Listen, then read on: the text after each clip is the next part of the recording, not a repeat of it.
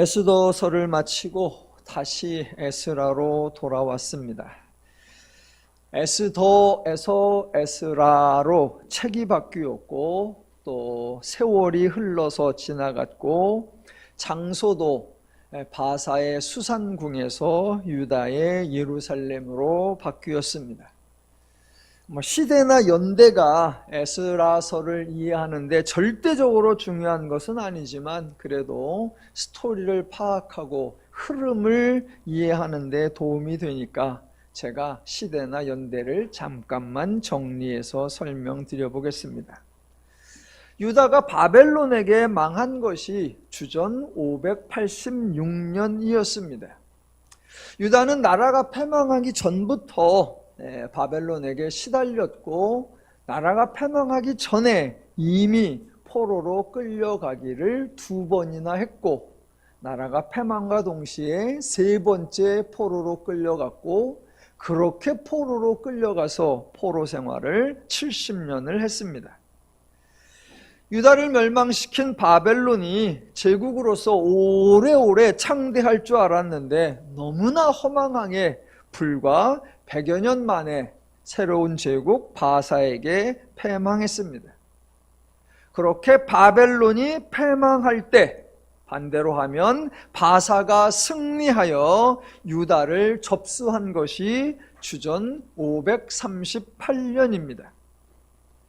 유다가 망하기 전의 상황, 또 유다가 망하는 그 모습, 또 망하여 포로로 끌려간 그 시대의 이야기를 모두 담고 있는 책, 그것이 다니엘서였습니다. 다니엘서의 주요 배경 장소는 바벨론이었습니다. 바사가 등장했을 때 하나님이 바사의 왕 고레스를 감동시켜서 바벨론 시대에 포로로 끌려온 사람들 중에 원하는 사람은 유다 땅으로 돌아가도 좋다라는 조서를 내렸습니다. 그게 바사가 바벨론을 정복한 같은 해이죠. 주전 538년이었고 바벨론의 신전에 있던 여호와의 성전 기물들과 함께 많은 사람들이 예루살렘으로 돌아왔는데 그들의 대표, 그들의 리더 또는 그들의 인도자가 스룹바벨과 예수아였습니다. 돌아온 사람들이 성전 재건을 시작하였다가 15년 동안 중단되었고 다시 공사를 시작하여 4년 만에 완성을 해서 봉헌을 했는데 그때가 예루살렘에 돌아온 지 20년이 지난 주전 516년이었습니다. 이렇게 1차 귀환을 해서 성전을 짓고 봉헌하는 이야기를 담은 책이 에스라서인데 에스라서의 전반부 1장부터 6장까지였고 주요 장소는 유대의 예루살렘이었습니다. 책 이름은 에스라서인데 1장부터 6장까지에는 에스라가 등장하지 않습니다. 자, 예루살렘에 성전이 지어졌습니다. 그 후에 사람들은 어떻게 살고 있었을까요? 백성들이 매일 성전에 들러서 제사를 드렸을까요? 성전에서는 매일 율법을 가르치고 사람들이 나와서 배우는 일이 진행되었을까요? 참으로 궁금한 것은 성전을 짓는 과정의 그 어려움과 성전을 지었을 때 그들이 즐거워했다라는 내용은 성경에 기록되어 있는데 그렇게 성전이 지어진 그 이후에 성전을 중심으로 어떻게 살았나 그 모습은 거의 알려지지 않고 있습니다. 그리고 갑자기 장소가 예루살렘에서 바사의 수산궁으로 옮겨집니다. 바사의 4번째 왕 아하수에로가 귀족들과 백성들을 위한 잔치를 열고 예쁜 왕후를 자랑하려고 했는데 왕후가 거절하자 왕후를 폐하고 새로운 왕후를 맞아들였는데 그 사람이 에스더였습니다. 에스더는 아리따운 사람이었는데 왕후 후보가 되는 것부터 시작해서 정식 왕후로 등극하기까지 약 4년의 시간이 걸렸고 그때가 주전 481년이었습니다. 예루살렘에 성전이 지어진 후 대략 35년 정도 지났을 때입니다. 성경에 나오는 기록들을 근거로 추정해 볼 때 에스더가 왕후가 될 때의 나이가 대략 80세 정도 되는 것으로 보이기에 논란이 된다라고 설명을 드린 적이 있습니다. 여하튼 에스더가 새로운 왕후가 되었는데 왕과 사이가 좋았는지 나빴는지 자세히는 안 나오니까 모르는데 왕과 왕후 사이에 귀한 자녀를 낳았다 그런 얘기는 전혀 없습니다. 여하튼 에스더가 왕후가 되고 5년이 지났을 때쯤 왕의 총애를 받던 하만이라는 신하가 모르드게의 일로 분노하여서 유다 민족을 멸절할 계획을 세웠고 우여곡절을 거쳐 반전에 반전이 일어나서 유대인들이 하만의 민족을 대략 75,810명을 몰살했는데 그때가 주전 476년경이었습니다. 이 이야기는 에스더서에 기록되어 있고 그 장소는 바사의 수산궁이었습니다. 에스더서 10장에 의하면 모르드게라는 사람이 바사에서 아하수에로 왕의 다음이 되었다라고 합니다. 성경에는 정확하게 아하수에로의 총리가 되었다 이런 표현은 없습니다. 직급이나 신분은 소개되지 않고 그저 아하수에로의 다음이 되었다라고 합니다. 생각해보면 엄청난 겁니다. 그 당시에 유다인 에스더가 바사의 왕후가 되어 있고 유다인 모르드게는 신하 중에 최고의 위치에 있습니다. 그렇다면 이제 유대인들의 생활은 좀 나아졌을까요? 모르드게는 오만하고 거만한 태도를 바꾸어 겸손한 마음과 자세로 바사의 왕을 잘 섬기고 유다 백성들에게는 편리를 제공했을까요? 에스더나 모르드게가 몇 살까지 살았는지는 모릅니다. 그렇다면 에스더가 왕후였는데 죽을 때까지 왕후 자리를 유지했을까요?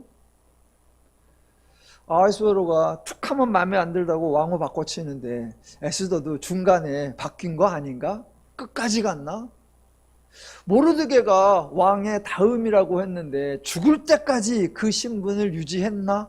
아니면 다른 신하들의 음모를 받아서 또 풀무불에 던져지거나 사자굴에 던져짐을 당했을까?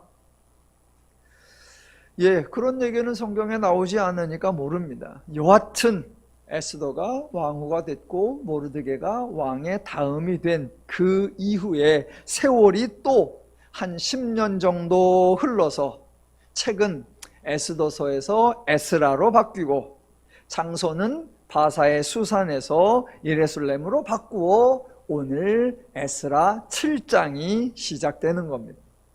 자, 7장 1절을 보시면 이 일 후에 바사왕 아닥사스다가 왕위에 있을 때에 에스라라 하는 자가 있으니라 입니다. 다 같이 볼펜을 드시고요. 1절에 아닥사스다 위에다가 영어로 P, 바사 즉 페르시아를 상징하는 P 다시 아라비아 숫자로 5, 바사의 5번째 왕입니다. 그러니까 에스더의 남편 아하수에로 이 사람이 바사의 4번째 왕이고 오늘 본문에 나오는 아닥사스다가 바사의 5번째 왕이고 이 아닥사스다가 왕이 된 때가 주전 465년입니다. 자, 그리고 7절을 보시죠. 아닥사스다 왕 제7년에 이스라엘 자손과 제사장들과 레위 사람들과 노래하는 사람들과 문지기들과 느디님 사람들 중에 몇 사람이 예루살렘으로 올라올 때에 이 에스라가 올라왔으니 왕의 제7년 5째 달이라 입니다. 포로로 갔던 사람들 중에 일부가 예루살렘으로 귀환을 한 겁니다. 이것을 역사에서는 제2차 포로 귀환이라고 합니다. 참고적으로 1차 귀환이 주전 538년에 있었으니까 1차 귀환 이후에 대략 80년이 지난 후이고, 1차 귀환한 사람이 성전을 재건한 것이 516년이었으니까 성전이 지어진 이후에 60년 정도가 지난 시점입니다. 자, 이렇게 세월도 지나고 장소도 바뀌고 왕도 바뀌고 상황도 바뀌고 많은 것이 바뀌었는데 바뀌지 않은 것이 하나 있습니다. 그것은 유다는 여전히 바사의 속국이었다라는 겁니다. 자, 유다는 멸망한 나라입니다. 원래는 바벨론에게 멸망했는데 그 바벨론이 바사에게 망해서 덩달아 유다는 바사의 지배를 받고 있습니다. 바벨론의 지배를 받고 바사의 지배를 받고 오는 지가 벌써 130년째에 이르고 있습니다. 유다의 마지막 왕이 20번째 왕 시드기야였습니다. 그런데 바벨론이 유다를 멸망시키면서 시드기야의 두 눈을 뽑았고 시드기야를 바벨론으로 끌고 갔습니다. 그래서 유다에는 더 이상 왕이 없습니다. 그리고 그 자리에 성경에 보니까 아히감의 아들 그다랴라는 사람을 통치자로 세웠다라고 합니다. 정복한 나라가 정복된 나라에 통치자를 세웠을 때 그 통치자를 부르는 호칭이 뭐냐? 예, 저 여러분 익숙합니다. 총독이라고 합니다. 그러니까 총독이라고 하는 표현은 종교적 용어가 아니라 그냥 일상 정치적 통치적 용어입니다. 제가 총독이라는 단어를 인터넷에 검색을 해봤어요. 그랬더니 이렇게 나와요. 총독은 해외 자치령에 파견되거나 본토의 원주민을 임명하여 그 땅을 통치하는 작위, 그 총독이 있는 집무실을 총독부라고 한다고 합니다. 본래는 중국의 지방관 직책 명칭이었으나 메이지 유신 이후 식민지를 통치하기 위해 본국에서 보낸 통치기구의 우두머리를 뜻하는 용어로 의미가 바뀌었다고 합니다. 더 나아가 총독이라는 용어가 반드시 식민지 행정관 의미로만 쓰이는 것이 아니고 독립국이든 속국이든 종종 행정관과 통수권 등의 주권을 위임받은 사람을 지칭하여 쓴다라고 되어 있었습니다. 그래서 유다를 정복한 바벨론이 자기들이 원하는 사람을 유다의 통치자로 세우는 그것을 총독이라고 하는데, 바벨론이 첫 번째로 시드기야를 대신해서 세운 총독 이름이 뭐냐? 그다랴라는 사람입니다. 그런데 그 그다랴는 총독이 된 지 얼마 지나지 않아서 백성들 중 일부에 의하여 암살을 당해 죽습니다. 나라가 패망하고 막 그럴 때이니까 정세가 불안한 시대라 변고가 많았던 것 같습니다. 그다랴가 그렇게 암살을 당해서 죽고 그 다음엔 누가 세워졌는지 성경에는 기록이 없고요. 그 다음에 바사라는 나라가 들어섰을 때에 바사가 유다의 총독을 세웠다라는 표현이 성경에 나오기 시작합니다. 첫 번째로 세운 총독인지 아니면 여러 총독이 세워졌는데 성경이 처음 소개하는 사람인지, 여하튼 바사의 총독으로 맨 처음 소개되는 사람이 에스라 1장 8절에 나오는 유다 총독 세스바살이라고 합니다. 그래서 고레스에게 이제 하나님이 감동을 주었을 때에 바벨론 성전에 있던 여호와 성전 기물을 예루살렘으로 옮기라라고 할 때 그 기물을 옮기는 책임을 맡았던 사람이 유다 총독 세스바살이라고 합니다. 바사가 여러 지역을 통치했으니까 총독은 하나가 아니라 지역마다 여기 총독, 여기 총독, 여기 총독이 있는 거예요. 그래서 유대에는 유대 총독이 있고, 그래서 에스라 5장 3절을 보면 이런 표현이 나옵니다. 유브라데 강 건너편 총독 다뜨네와 스달보스네라고요. 그러니까 유브라데 건너편에는 또 다른 총독이 있고 유다 땅에는 또 다른 총독이 있고 다른 지역에는 또 다른 총독이 있어서 바사에서 각 지역에 적합한 인물을 보내서 총독으로 임명을 한 겁니다. 에스라서를 끝내고 이제 다음번에 그 다음 책 느헤미야를 볼 건데, 이 느헤미야라고 하는 사람도 바사에서 유다 총독의 지역의 총독으로 임명하여 파견을 합니다. 그래서 예루살렘에 오는 사람입니다. 오늘 본문에 의하니까 에스라가 예루살렘에 돌아왔다고 해요. 그러면 그때 유다에는 어떤 총독이 다스리고 있었을까? 궁금해하는데 성경에 나오지 않으니까 알 수는 없고요. 여하튼 에스라서 7장까지 배경이 이렇다라고 좀 설명을 드렸습니다. 책 제목이 에스라서인데 1장부터 6장까지에는 에스라가 등장을 하지 않고 드디어 7장부터 등장을 합니다. 성경 전체에서 에스라가 나오는 분량, 에스라의 이름이나 에스라의 활동이 나오는 성경책 분량은 매우 작습니다.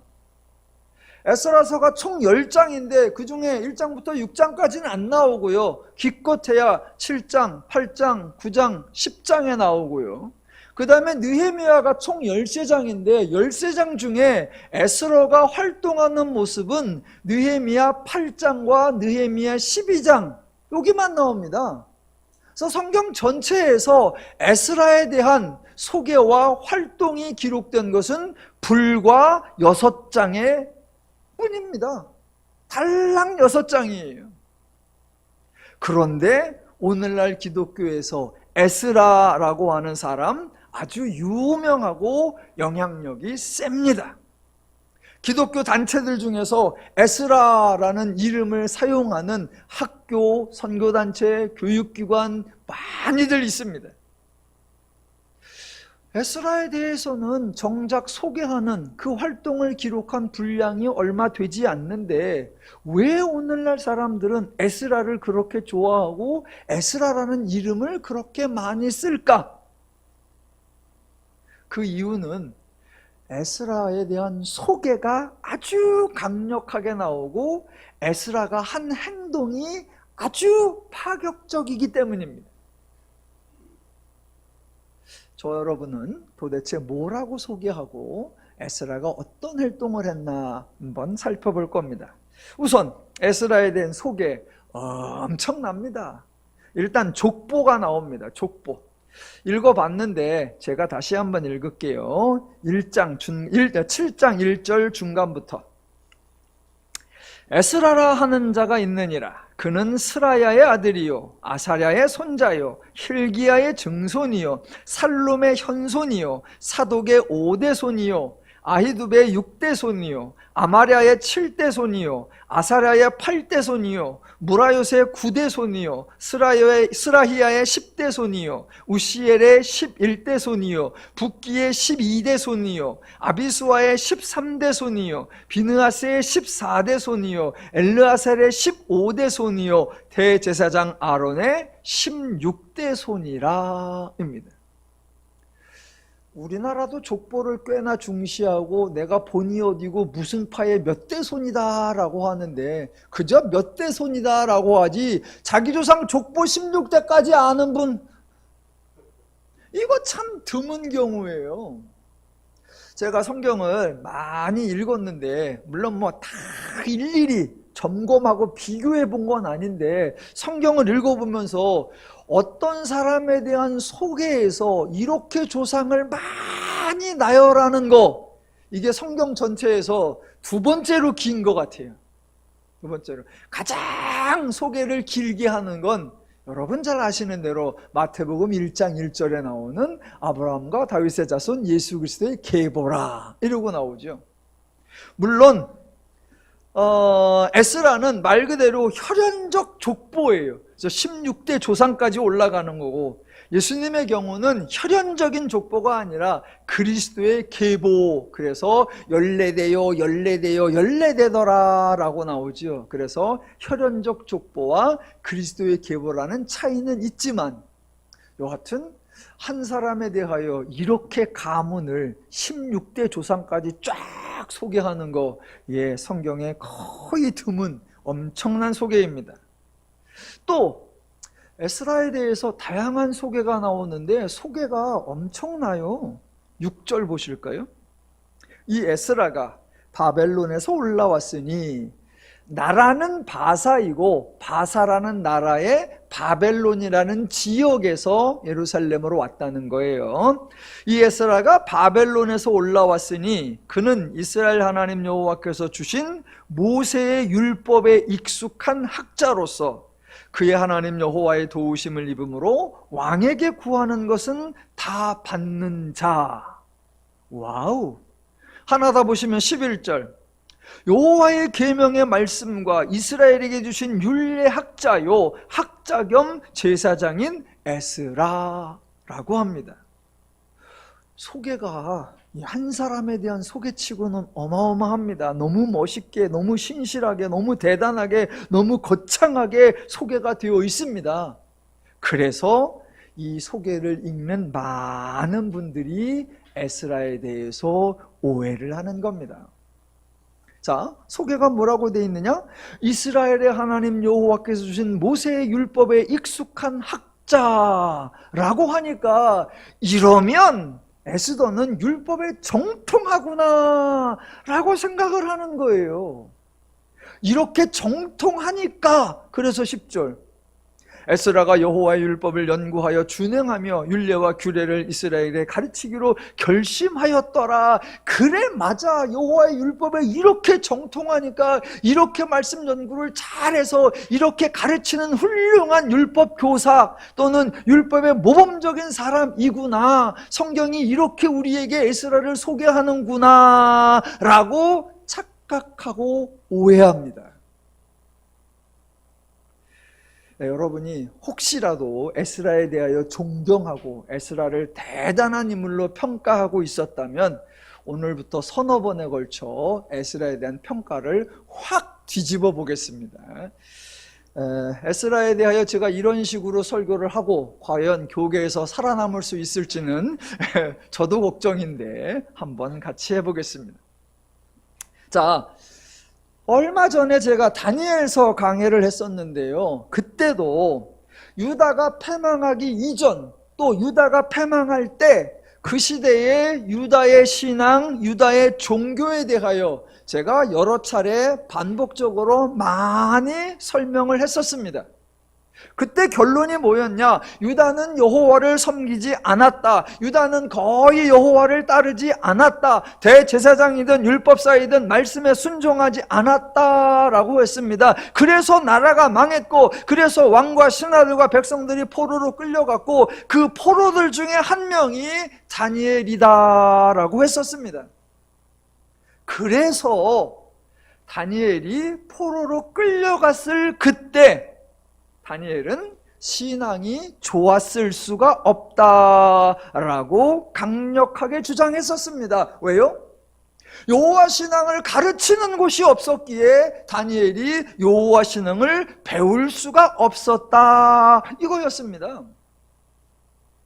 여호와 신앙은 개인이 연구하고 개인이 묵상하고 개인이 독학해서 알아낼 수 있는 것이 아닙니다. 왜냐하면 사람들은 다 죄인이기에 죄적으로 생각하고 죄적으로 사고하는데 하나님은 전혀 죄적이 아닙니다. 죄인이 연구한다고, 죄인이 묵상한다고, 죄인이 노력한다고 하나님을 알 수 있어지는 게 아니에요. 오직 하나님이 계시하여 주셔야 인간이 볼 수 있고 들을 수 있고 알 수 있습니다. 그렇게 하나님의 계시를 보고 듣고 하나님을 배우면 그 배운 사람이 또 하나님을 전하고 하나님을 나누고 하나님을 가르쳐야 그 하나님에 대하여 듣고 배운 사람이 하나님을 알 수 있게 되는 겁니다. 그런데 유다는 그게 없었다니까요. 성경을 연구하고 설교하시는 많은 학자들, 목회자들 공통적으로 동의하는 게 있습니다. 유다가 여호와의 말씀에 순종하지 않아서 여호와 대신 우상을 숭배해서 나라가 망했다라고 인정합니다. 예, 저도 동의합니다. 그래서 유다에는 여호와 신앙을 가르치는 사람이 없었고, 그래서 여호와 신앙을 배우는 사람도 없었다라는 겁니다. 나라가 패망하기 전부터 하나님이 선지자들을 불러서 예언을 선포하게 하려는데 예언자가 없습니다. 그래서 심지어는 뽕나무 농사를 짓고 있는 사람을 불러서 그에게 예언을 주고 묵시를 주고 이상을 주고 환상을 주어서 가서 전하라 라고 해야 할 정도였습니다. 그러니까 그런 시대에 자랐던 다니엘이 바벨론으로 끌려갈 때 신실한 청년, 믿음 좋은 청년이었을 수가 없다라는 겁니다. 그런데 그 다니엘 시대보다 더 신앙적으로 열악한 때가 언제냐? 예, 에스라 시대입니다. 왜요? 다니엘 시대에는 다니엘이 유다에서 자라고 성장할 때 그 모양 그 꼴이었어도 성전이 있었어요. 그 모양 그 꼴이었어도 제사장이 있었어요. 그 모양 그 꼴이었어도 종교 제도가 운영되고 있었어요. 그런데 그 성전 무너지고 제사장들 다 쫓겨나고 그 성전에서 종교 활동이 진행되지 않았던 겁니다. 자, 상황적으로 판단해 볼 때 에스라라고 하는 이 사람은 시대적으로 보면 바사에서 출생한 거예요. 그리고 바사에서 성장을 한 겁니다. 그리고 바사의 관료가 되어 있는 거예요. 바사에는 여호와를 섬기는 것도 없고 여호와 종교를 가르치는 것도 없습니다. 그런데 어떻게 지금 6절과 같이 에스라가 그는 이스라엘의 하나님 여호와께서 주신 모세의 율법에 익숙한 학자가 될 수 있었을까요? 여러분, 이게 가능합니까? 이런 소개가 앞뒤 정황을 살펴보면 되게 아이러니한 거예요. 왜냐하면 성전이 파괴되었고 바벨론으로 끌려갔다가 하나님의 보레스를 감동시켜서 다시 성전 기물이 돌아왔고 하나님의 은혜에 의하여 여호와의 성전이 재건되었습니다. 성전이 지어졌다고 모든 백성이 기뻐하여 잔치를 베풀었고 거기에 유월절을 지켰고 초막절을 지켰고 함께 기뻐했다라고 합니다. 드디어 예루살렘에 성전이 세워졌고 바벨론으로 끌려갔던 대제사장들 일부는 그 사람들이 살아서 돌아왔고 일부는 그 대제사장들의 후손들이 돌아왔습니다. 그래서 나름 예루살렘에 어떤 모양새인지 정확히는 모르지만 성전을 중심으로 종교 체제가 형성되고 종교 체제가 운영되고 있습니다. 그게 에스라 시대로 보면 60년째 이어져 오고 있습니다. 그렇다면 한번 상상해 보십시오. 성전이 없는 여호와 신앙과 무관한 저 바벨론이나 바사에서 율법 연구가 잘 진행될까요? 아니면 그래도 원래 성전이 있었던 예루살렘, 잠시 성전이 무너졌지만 다시 재건되고 원래대로 성전 시스템이 복귀되어 운영되고 있던 이 예루살렘에서 율법 연구가 잘 진행되고 있었을까요? 혹시 율법에 익숙한 사람, 율법을 연구하고 준행하여 율례와 규례를 가르치려고 하는 인물이 등장한다면 그런 인물은 바사에서 나와야 합니까? 아니면 예루살렘 혹은 더 구체적으로 성전 주변에서 나와야 합니까? 당연히 성전일 겁니다. 하지만 에스라는 예루살렘에서 나고 성장한 사람이 아니고 성전에서 나고 성장한 사람이 아니라 바사에서 나고 바사에서 자란 사람입니다. 바사에서 온갖 바사의 종교에 노출되어 있고 바사 종교 행위에 참여하고 바사 종교를 중심으로 돌아가는 바사 정치 체계에 관료로 들어가 있는 사람이에요. 그런데 그런 사람을 소개하는데 뭐라 그래요? 이스라엘 하나님 여호와께서 주신 모세의 율법에 익숙한 학자. 과연 에스라에 대한 소개가 이렇게 소개됩니다. 말 그대로 이런 내용일까요? 말 그대로 이런 의미일까요? 소개가 이렇게 되고 있는 건 맞아요. 이렇게 소개가 되니까 성경 읽는 많은 분들이 그냥 그대로 받아들입니다. 그래, 에스라는 여호와의 율법에, 모세의 율법에 익숙한 자야, 정통한 자야, 학자야 라고 생각을 합니다. 그러니 이 에스라는 신앙이 좋은 사람이고, 이렇게 신앙 좋은 사람이 에스라 7장부터 10장까지 행하는 모든 행동 옳고 정당하고 신실하다라고 생각을 하는 겁니다. 그래서 자기들 모임 이름을 에스라라고 짓고, 그래서 자기들 단체 이름을 에스라라고 짓고, 심지어는 그래서 자기 아들 이름을 에스라라고 짓는 거예요. 성경에 그렇게 소개되는 건 맞아요. 그런데 그게 과연 그대로일까? 그런 의미일까? 에스라라는 인물과 에스라의 행동을 어떻게 우리가 이제 해석할 것이냐, 이거를 이해하기 위해서는 성경에 나타난 하나님의 사역 원리, 성경 전체에서 하나님이 어떤 방식으로 일을 하고 어떤 사람들을 쓰고 어떻게 표현하는가, 그 성경 전체의 하나님의 사역 패턴을 이해해야 합니다. 저와 여러분은 여러 번 설명을 드렸기 때문에 얼른 이해가 되실 겁니다. 성경은 어떤 사람의 신앙을 칭찬하려는 것이 아니라 하나님을 계시하는 책입니다.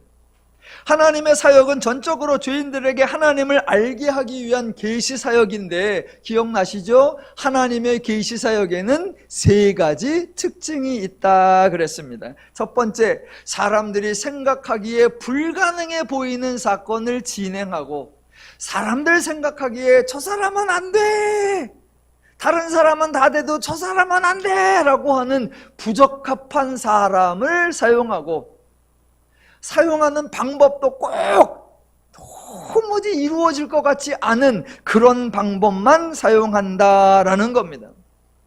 예, 그래서 이렇게 삼중으로 안 될 만한 사건을 안 될 만한 사람으로, 안 될 만한 방법으로 진행하는데, 그게 이루어지면 이건 하나님의 능력이구나, 우리 하나님은 이런 분이시구나 라고 하나님을 배우게 하는 거였습니다.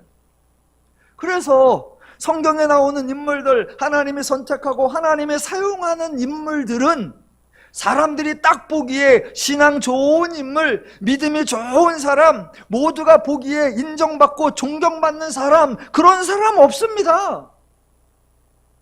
왜 하필이면 저 사람이야? 아니, 사람이어도 그렇게 없어? 어째 저런 사람을? 그런 사람만 성경이 주로 쓰는 거예요. 구약의 대표적 인물 누구예요? 아브라함이고, 그게 야곱이고, 그게 모세고, 그게 사사들이고, 그게 사무엘이고, 그게 다윗이었고, 그게 선지자였습니다. 우리가 보기에 쓸만한 사람이 아니었어요. 엘리사 같은 사람 어떻게 부름받는다? 밥 깔다가 너 일로 와, 그래서 그냥 선지자가 돼요. 신학도 마찬가지예요. 예수님이 제자들 뽑습니다. 누구 뽑아요? 지나가다가 그냥 아무나 어이 와 그랬더니 얼렁 따라와요. 왜? 어차피 할 일도 없으니까. 그래서 따라온 사람이 베드로고 제자들이에요. 나중에 또 사도행전에서 예수님께서 사울을 딱 부릅니다. 바울이 되었던 그 사울. 그랬더니 나머지 제자들이 하나님 사람 보는 눈이 그렇게 없습니까? 저놈은 안 돼요. 저놈은 우리 반대파였고, 저놈 데려가면 우리 복음사역 다 망칩니다. 그러던 사람이었어요. 성경에서 쓰신, 하나님이 세운 사람들이 그래요. 이게 하나님이 사람을 쓰는 패턴, 하나님의 원리예요. 그런데 오늘 에스라 7장을 보면 시대적으로나 상황적으로나 도무지 가능할 것 같지 않은데, 뜬금없이 족보가 자그마치 16대 조상부터 나열되는 그런 사람, 또 소개가 나오는데 어느 정도 좀 과하다 싶은 정도가 아니라 정말로 과해. 엄청나게 대단한 사람처럼 소개되는 겁니다, 에스라가. 그러니까 저 여러분은 이런 소개를 딱 읽으면서 그래, 역시 숨은 보석은 있었어. 어디까지나 하나님의 감춰둔 인재는 있었어. 드디어 하나님께서 히든 카드를 꺼내시는구나. 이렇게 할 게 아니라 이거 하나님이 이렇게 하실 리가 없는데, 이런 인간이 있지도 않을 것이며 하나님은 그동안 이런 방식으로 일하시지도 않았는데 이거 매우 어색하다. 이거 하나님의 일하시는 방식과 다르다. 그렇게 궁금해 하셔야 됩니다. 에스라는 대단한 사람이었구나. 이야, 에스라 멋지구나. 우리 아들 이름 에스라가 아니라 이럴 리가 없는데 성경에 다른 데하고 다른데, 이렇게 여러분이 궁금해 하셔야 돼요. 그러니까 이런 성경의 표현 방식이 하나님이 주로 사용하는 전형적인 역설입니다. 하나님의 역설이에요. 그러니까 모두가 인정할 만한 집안 출신에 모두가 인정할 만한 능력과 실력과 신앙과 믿음이 있다라고 소개되어서 나머지 사람들이 이야, 이 사람에서는 엄청난 일을 하겠구나, 드디어 이 민족에게 소망이 있구나 라고 기대를 할 만하게 소개를 한다면, 실제로는 정반대. 어떤 사람을 소개하는데 엉망이고 개차반이고 이거는 믿음도 없고 신앙도 없고 불순종이고 지랄 같아, 그런 사람을 소개한다면 하나님이 그 사람을 통해서 역사를 이루겠구나, 이렇게 나오는 거고, 와, 대단해, 잘났어, 훌륭해, 뛰어나, 실력 있어, 그러면 이 사람은 하는 짓이 이상한 짓만 하겠군, 이렇게 생각하시면 돼요. 그게 성경의 역설이에요. 그러니까 지금 에스라에 대하여 다방면으로 엄청나게 신실한 것처럼 소개를 하니까 저 여러분은 반대로 기대를 하시면 되는 겁니다. 이제부터 이 사람이 하는 행동은 엉뚱한 행동일 거고, 여호와가 주신 모세의 율법에 익숙한 학자다? 그러면 이 사람이 하는 행동은 여호와의 뜻을 바르게 분별하여 여호와의 뜻을 바르게 전달하는 그런 모습이 아니라 여호와의 뜻과는 다르게 해괴한 일을 하겠군, 이렇게 예상을 하셔야 합니다. 성경에서 예를 들어드리면 금세 눈치를 채실 겁니다. 가장 대조되는 사람이 사울과 다윗이죠. 사람들이 하나님께 왕을 달라고 했습니다. 자기들 보기에 의지하고 자기들 보기에 신뢰할 만한 사람을 왕으로 뽑게 해달라 그랬습니다. 그래서 자기들이 뽑은 왕이 누구라고요? 사울. 왜? 덩치도 커, 전쟁도 잘할 것 같아, 우리의 왕으로서 부족함이 없어, 저런 왕이라면 믿을만해. 사람들이 뽑은 왕 사울이에요. 다윗? 아무도 안 뽑아요. 심지어는 하나님이 기름 부으라고 보낸 사무엘도 다윗을 신경 쓰지 않아요. 위에 있는 자기 아들들이 다 거절당해. 그러면 막내 아들 히든 카드로 아버지가 우리 집에 막내가 있다라고 다윗을 소개해야 되는데 아버지도 기대를 안 해. 한쪽은 모든 사람이 기대하는 사람이고 한쪽은 모든 사람이 포기하는 사람이에요. 그런데 성경은 그 결과가 어떻게 나옵니까? 정반대로 나와요. 사울은 지 잘난 맛에 밀쳐날뛰고 다윗은 나중에 큰 왕이 됩니다. 아주 죄송스러운 표현인데 여러분, 성경에 속으시면 안 됩니다. 또 앞뒤 다 자르고 이것만 짤로 하면 큰일 나요. 성경에 속으시면 안 됩니다. 물론 성경이 우리를 속이진 않습니다. 성경을 읽는 분들이 스스로 속을 뿐이죠.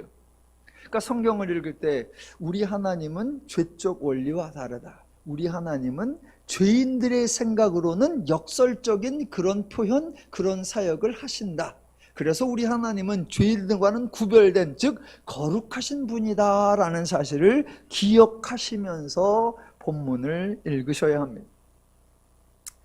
에스라에 대한 소개가 다양하게 나오는데 사실 좀 신기한, 아주 이상한 표현이 하나 있습니다. 자, 지금 에스라가 믿음이 좋은 것처럼, 왕의 모든 총애를 받는 것처럼 아주 잘난 사람으로 소개가 되고 있습니다. 한번 여러분 질문해 볼게요. 여기 어디 잘난 사람이 하나 있다고 합시다. 이 잘난 사람은 다른 사람의 도움을 받습니까? 아니면 대부분 자기 능력으로 모든 것을 처리합니까?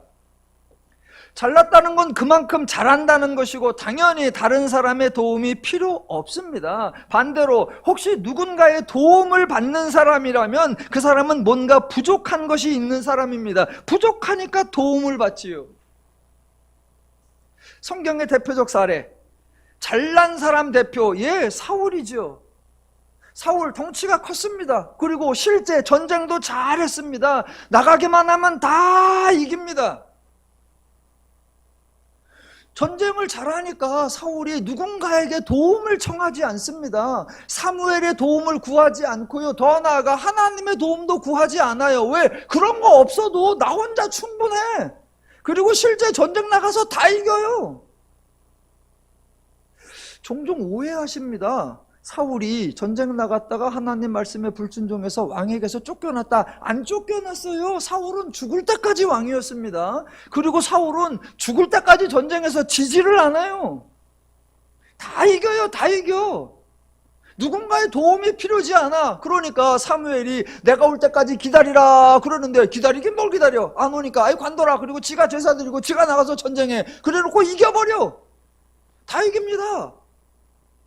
사울이 잘났을 때.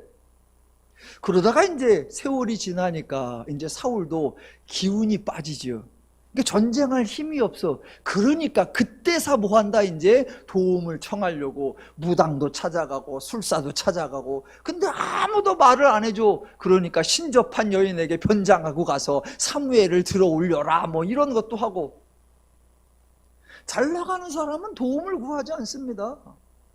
사울은 잘났고 잘 나갔고 전쟁에서 다 이겼고, 사울이 진 전쟁은 마지막에 죽을 때 한 전쟁 그것뿐이에요.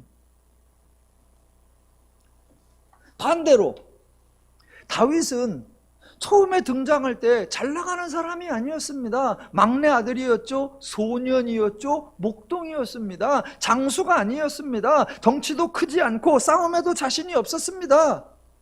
그래서 다윗이 전쟁에 나갈 때마다 맨날 하는 게 뭐예요? 매번 찌질찌질해. 나가자! 그게 아니라 저기요 여호와여, 요번에 적군을 저에게 붙여주십니까? 요번에도 나가리까? 이게 무슨 용사요? 이게 무슨 장수요?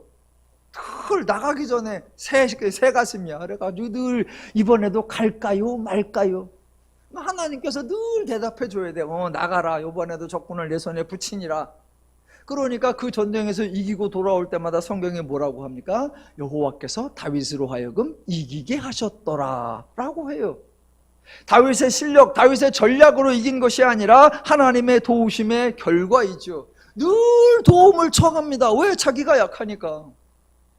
물론 다윗도 바뀝니다. 이제 세월이 지나갑니다. 그래서 왕이 되고 전쟁에 대한 경험도 많아지고 자기 부하 중에 전쟁을 잘하는 지휘관들도 생겼고 돈 주고 용병들도 많이 사와서 군사력이 빵빵해졌어요. 그 다음부터는 다윗이 도움을 구하지 않아요. 전쟁 딱 봐서 나가버립니다. 또 심지어는 자기도 안 나가. 부하들 보러 나가라 그래요. 부하들이 다 이겨놓으면 마지막에 가서 성만 딱 차지하고 나서 내 이름으로 지어라 끝. 그래요. 그래서 마지막에는 전쟁 나갈 때 지는 안 나가고 전쟁에 나가 있는 자기 부하 장수의 부인을 겁탈하고 그딴 짓이나 하고 있죠. 그래서 나중에 다윗이 받은 평가, 여호와를 업신여겼다라고 하는 성경의 유일한 비난을 받죠. 그러니까 부족한 사람은 도움을 청하고 잘난 사람을 도움은 구하지 않는 겁니다.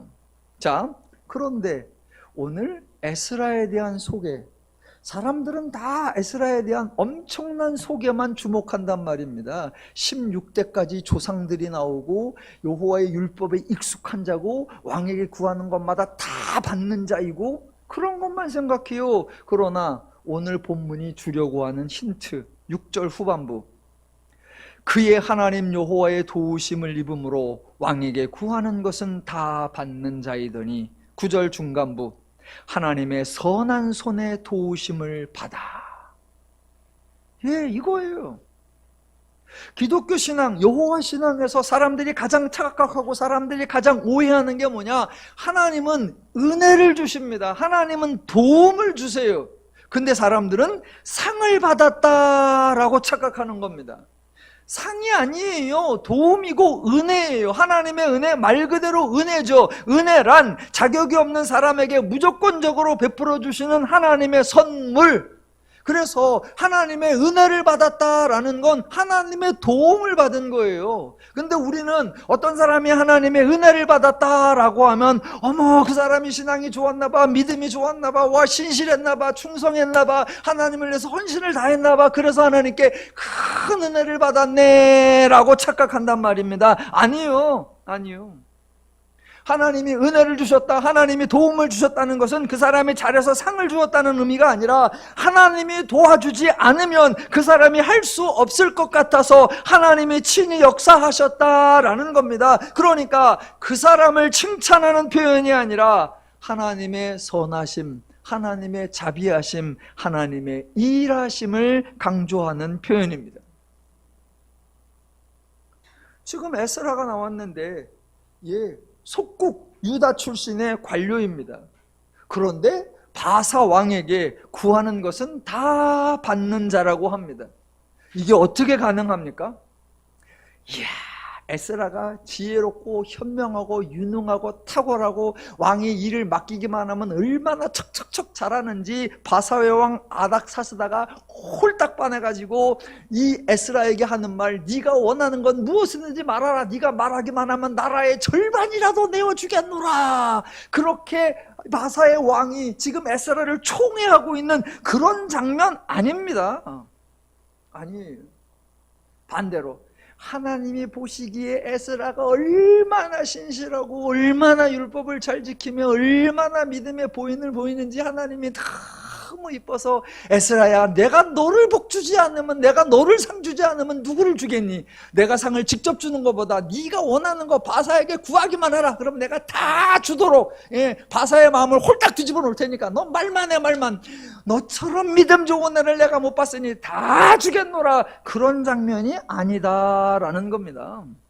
아니에요. 저와 여러분은 당시에 이 지혜롭고 현명한 사람, 아주 유명한 사람 하나 알고 있잖아요. 얼마 전에 있었던 다니엘이라고 하는 사람. 그 사람이 어땠다고요? 다니엘이 바벨론에 있는 모든 학자들보다 그 지혜와 현명함이 10배는 더하더라 라고 했었습니다. 실제로 일 처리도 잘했다고요. 그랬더니 그 사람의 일이 형통하던가요? 그 사람이 구하는 거 왕이 다 들어주던가요? 아니요. 도리어 주변 동료들의 시기와 질투를 받았고 모함을 받았고 심지어는 왕의 일로 말미암아 죽음의 위기에 처하는 그런 거 보았습니다. 지금 본문은 에스라가 얼마나 신실한가, 이렇게 타락한 세상에 이렇게 믿음을 유지하고 이렇게 충성스러운 믿음의 젊은이, 우리에게 그런 걸 소개하려는 게 전혀 아닙니다. 하나님이 도우심이 있어야 하는 자, 하나님은 하나님의 도움을 필요한 자를 도우시는 분, 하나님을 소개하는 거예요. 제발 에스라에 대한 환상에서 깨어나시기를 부탁드립니다. 하나 더 볼까요? 9절.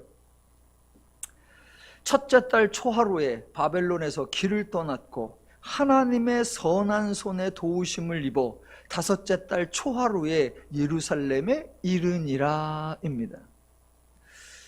이 표현도 매우 독특한 표현입니다. 오늘날도 예루살렘에서 바벨론까지, 바벨론에서 예루살렘까지 오늘날도 가는 길이 수월치 않고 편한 길이 아니에요. 먼 길입니다. 그런데 예루살렘에서 바벨론으로, 바벨론에서 예루살렘으로 사람들이 왔다 갔다 한 적이 있습니다. 여러 번. 자, 유다가 나라가 패망하여서 580년에 나라가 패망하여서 시드기야가 두 눈을 뺏기고 시드기야와 신하들과 다니엘이 포로로 끌려갔다 그랬습니다. 그게 처음이 아니에요. 신학적 용어로 그게 3차 포로예요. 그 전에 이미 1차 포로, 그 전에 이미 2차 포로 두 번이 있었고, 나라가 팽할 때 세 번째 예루살렘에서부터 바벨론으로 끌려간 적이 있습니다.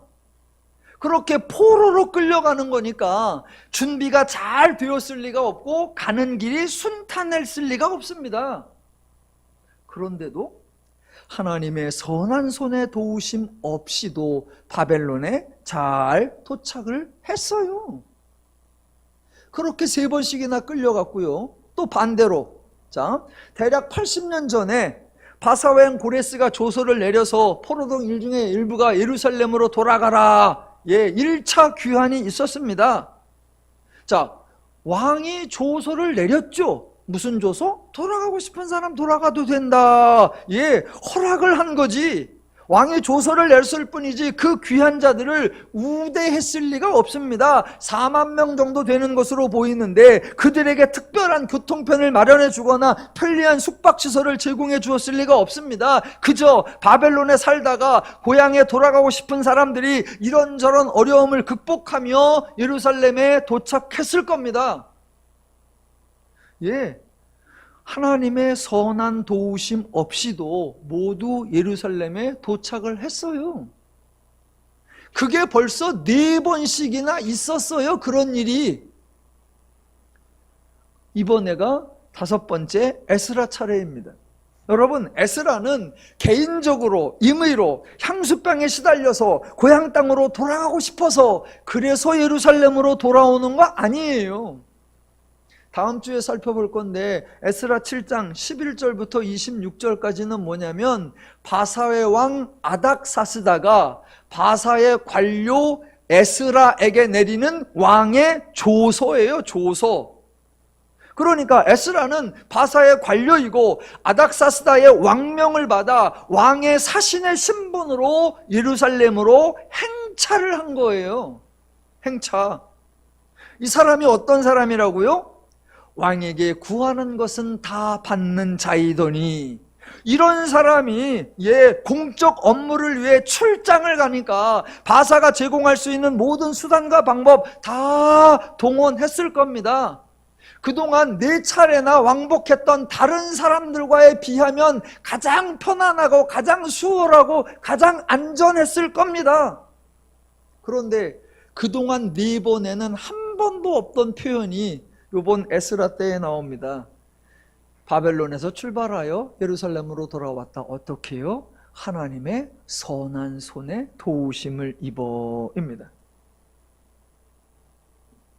더 부족한 사람도, 더 연약한 사람도, 더 열악한 환경에서도 허당한 사람들이 하나님의 선한 손에 도우심 없이도 유다에서 바벨론, 바다에서 바벨론에서 예루살렘 왔다 갔다 하기도 했는데, 그렇다면 가장 잘난 에스라, 왕에게 구하는 것은 다 받는 사람 에스라, 왕의 신복으로 왕명을 수행하는 사람 에스라, 더더욱이나 하나님의 선한 도움 없이도 아주 여유롭게 아주 편안하게 예루살렘에 도착할 수 있었을 겁니다. 그런데 굳이 성경은 에스라가 바벨론에서 예루살렘에게 오게 된 것을 뭐라고 한다고요? 하나님의 선한 손에 도우심을 입었다라고요. 이게 에스라를 칭찬하는 겁니까? 이게 에스라는 대단한 사람이라고 존경을 표하는 겁니까? 이게 에스라는 하나님의 일에 충성해서 상을 받은 사람이라고 칭송하는 겁니까? 이게 저와 여러분에게 에스라를 본받으라고 신앙의 모범적 인물로 제시하는 겁니까? 전혀 그렇지 않습니다.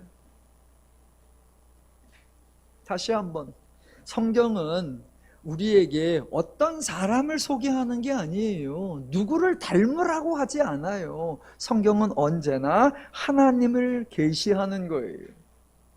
에스라서 책 제목이 그렇고 등장하는 인물이 에스라인데, 저와 여러분은 에스라 7, 8, 9, 10 4장에서 에스라가 어떤 사람이고 에스라가 어떤 일을 하는가, 그걸 살펴볼 게 아니란 말입니다.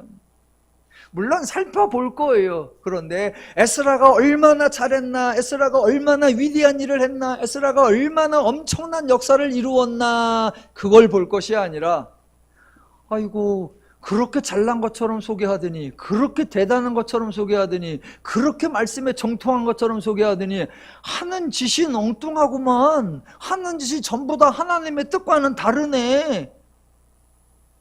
저 여러분은 그거를 확인할 거예요. 율법에 정통하다고 하더니 이렇게 율법을 오해하는구나. 하나님의 말씀에 익숙한 학자라고 하더니 이렇게 하나님의 뜻과 다르게 행동하는구나. 에스라를 중심으로 해서 에스라가 했던 것처럼 하는 사람들의 후손이 누가 되느냐? 오늘날 유대교가 되고요. 에스라가 한 거하고는 전혀 다르게 정말로 하나님의 말씀에 정통하여 하나님 말씀에 익숙하여 하나님의 의도에 딱 맞게 행동하는 그게 어디에 나오느냐? 이제 복음서의 예수님입니다.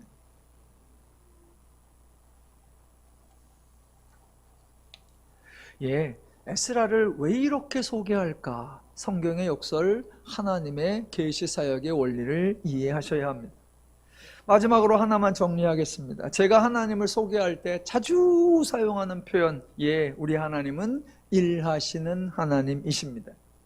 이게 단순히 하나님을 일한다라고 비하하는 것이 아니라 기독교에 대한 이해, 하나님에 대한 이해를 많이 바로 잡을 수 있는 설명입니다. 기독교는 하나님이 일하시는 종교입니다. 그래서 기독교에는 하나님이 명령한 것을 인간이 열심과 수고와 충성을 다하고 완수하고, 그러니까 하나님께서 잘했다고 칭찬하고 상을 주는 그런 패턴이 아니라고 했습니다. 하나님은 인간에게 과업을 주신 것이 없습니다. 과업을 주신 게 없으니까 기독교에서 인간은 일꾼이 되려고 하면 안 됩니다. 능력 있는 일꾼, 쓰임받는 일꾼, 충성된 일꾼, 그렇게 될 이유도 없고 그렇게 할 필요도 없습니다.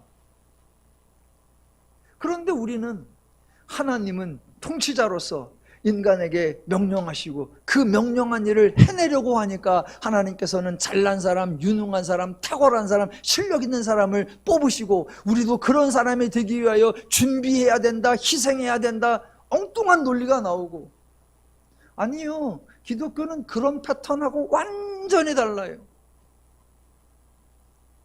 자, 성경을 이렇게 보시면 성경에 하나님이 어떤 사람을 불러서 그 사람에게 이 일을 맡기고, 그래서 그 사람이 이 일을 어떻게 해내고 난 다음에 하나님이 잘했다 못했다 평가하고 그 사람에게 적절한 상과 벌을 내리는 모습 없습니다. 없어요. 어떤 사람이 하나님께 선택을 받으려고 다양한 준비를 하고 선택받았을 때 힘에 넘치도록 수고와 노력을 하고, 하나님께서는 그 사람은 또 일에 맞게끔 만들기 위하여 온갖 시련과 온갖 시험과 온갖 훈련을 행하고, 그래서 그 사람이 기어코 그걸 끝내고 나서 일을 잘 마쳐서 하나님의 큰 복을 받았다. 없습니다. 없어요. 어제도 성경 통독을 했는데요, 요새 타교의 성도님 한 분이, 60세 되신 남자 성도님 한 분이 꾸준히 나오세요. 저하고 우연찮게 알게 돼서 성경 통독하는 게 있다 그랬더니 오시기 시작했고, 성경을 읽다가 여름에 성경에 초점 특강이 있다 그래서 그것도 들으시더니 1독을 마쳤는데 또 오세요. 그래서 이제 2독도 마쳤어요. 그랬더니 또 오세요. 지금 3독째 하시는데 어제도 오셨어요. 성경 잘 읽으시고 밥 사주고 가셨어요. 그래서 이제 그분이 끝나고 나면 얼른 안 가고 꼭 말을 하고 싶어 해. 이제 성경 읽으니까 재밌거든요. 새로운 걸 알아가니까 재밌거든. 그래서 어제도 식사 끝나고 또 올라와서 차를 마시면서 목사님, 없네요. 없어요. 제가 말했던 그런 패턴, 하나님이 누군가를 불러서 훈련시키고 연단시키고 그 사람이 충성하고 온갖 시련과 역경 자기가 극복해내고, 그러니까 하나님께서 상 주고 복 주고 그런 거 없네요. 없네요. 그래요. 제가 맨날 약 올리면서 그러죠. 모세가 해서 땅을 더 받았나? 여호수아가 해서 땅을 더 받았나? 없어. 제가 일부러 그러거든요. 엘리사가 선지사역 잘해서 그래서 만수무강했나? 아니요. 엘리사 죽을 때 병들어 죽었어요. 병들어 죽었어. 없어. 기독교는 그런 패턴 자체가 아니에요. 패턴 자체가 아니에요. 우리 하나님이 뭐 하시는 분? 예, 일하시는 분. 누구의 일을 하시죠? 어떤 일을 하시죠? 예, 하나님은 인간의 일을 하십니다. 인간을 도와주는 일을 하세요. 그 일도 아주 열심히, 아주 부지런히, 아주 잘 하시는 분입니다. 그래서 우리가 하나님은 좋으신 분이고 우리가 우리 하나님께 감사하는 거예요. 성경에 하나님이 사람을 찾아오는데 누구를 찾아왔죠? 잘난 사람, 준비된 사람, 훌륭한 사람, 신실한 사람, 충성된 사람 아니요. 여러분, 하나님은 잘난 사람은 찾지 않아요. 왜? 잘났으니까. 하나님은 잘 나간 사람에게도 찾지 않아요. 왜? 잘 나가니까. 잘났고 잘 나가면 그냥 잘난 대로 잘 나가는 대로 사세요. 그냥 그렇게 사시면 됩니다. 그런데 하나님이 딱 보니까 뭔가 좀 어려워. 하나님이 보니까 뭔가 좀 힘들어. 하나님이 보니까 뭔가 좀 버거워. 그러면서 매우 이 심신이 고달파. 그러면 하나님이 오시는 거예요. 내가 도와주면 좋겠지. 그래서 하나님이 오시잖아요. 그래서 아브라함에게도 오셔서 자녀를 주시고, 그래서 야곱에게도 오셔서 세경을 얻게 하시고, 그래서 이스라엘에게 오셔서 출애굽할 수 있게 하시고, 그래서 하나님이 임재하셔서 가나안에 정착하게 하시고, 그래서 하나님이 사사시대에 오셔서 이스라엘로 하여금 구원을 받게 하시고, 그래서 하나님이 또 오셔서 고레스의 마음을 감동시켜서 예루살렘으로 돌아오게 하시고, 예, 하나님은 그렇게 내 도움이 필요한 사람들, 내 은혜가 필요한 사람들, 내 손길이 필요한 사람들, 그런 사람을 찾으시고 그런 사람에게 오시는 거예요. 그러니까 우리는 내가 하나님 마음에 드는가, 내가 하나님 기준에 맞는가, 내가 하나님에게 합당한 사람인가, 그런 거 신경 쓰지 마세요. 전혀 신경 쓰지 마시고, 지금 내가 잘 나가는데 내가 지금 좋아? 그러면 그대로 사시고, 혹시라도 내가 조금 어려움이 있다, 내가 조금 공고함이 있다, 내가 좀 불편함이 있다, 내가 좀 도움이 필요하다, 그러면 하나님께 부르짖고 하나님을 찾고 하나님께 간구하고 하나님께 외치는 거예요. 하나님 들으시고 응답하시고 임재하시고 은혜 주시고 도우시고 복 주시는 분인 줄로 믿습니다. 그래서 신앙은 기쁜 거고, 그래서 신앙은 감사한 거고, 그래서 신앙은 즐거운 거예요. 내가 연약할 때 담대하게 하나님 앞에 부르짖고 하나님이 도와주시면 은혜 받아서 평안하고 즐거울 때 감사하고, 그래서 기독교는 즐거움이요 감사예요. 하나님에 대한 모든 부담감을 내려놓으시고 반대로 일 잘하시는 하나님을 가까이 모시고 하나님을 부르고 찾으시며 하나님의 도움을 받으시며 문제가 해결되고 삶이 행복해지시면 좋겠습니다. 하나님의 자유와 평화와 안식을 풍성히 누리며 사시기를 주님의 이름으로 축원합니다. 기도하겠습니다.